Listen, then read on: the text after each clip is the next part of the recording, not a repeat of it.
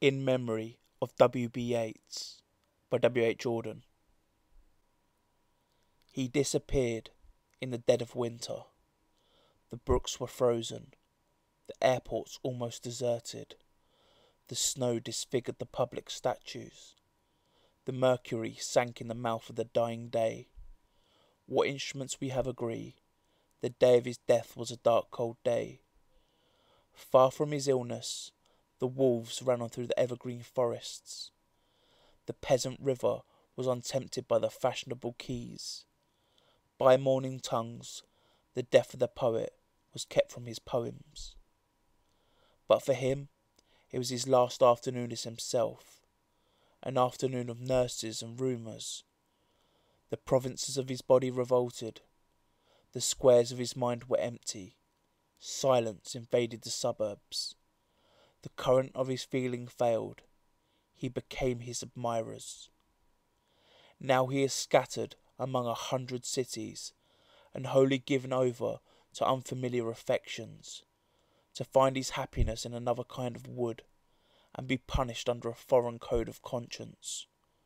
The words of a dead man are modified in the guts of the living, but in the importance and noise of tomorrow, when the brokers are roaring like beasts on the floor of the bourse, and the poor have the suffering to which they are fairly accustomed, and each in the cell of himself is almost convinced of his freedom. A few thousand will think of this day as one thinks of a day when one did something slightly unusual. What instruments we have agree, the day of his death was a dark cold day. You were silly like us, your gifts survived it all. The parish of rich women, physical decay, yourself. Mad Island hurt you into poetry. Now Ireland has a madness and a weather still. For poetry makes nothing happen. It survives in the valley of its making, where executives would never want to tamper. Flows on south from ranches of isolation and the busy griefs. Raw towns that we believe in dying.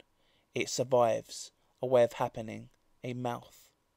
Earth received an honoured guest. W.B.Yeats is laid to rest. Let the Irish vessel lie, emptied of its poetry.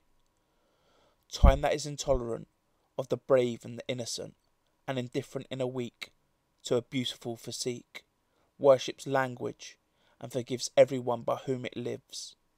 Pardons cowardice, conceit, lays its honours at their feet. Time that with this strange excuse pardon Kipling and his views, and will pardon Paul Claudel, pardon him for writing well. In the nightmare of the dark, all the dogs of Europe bark, and the living nations wait, each sequestered in its hate. Intellectual disgrace stares from every human face, and the seas of pity lie locked and frozen in each eye. Follow poet, follow right, to the bottom of the night. With your unconstraining voice, still persuade us to rejoice.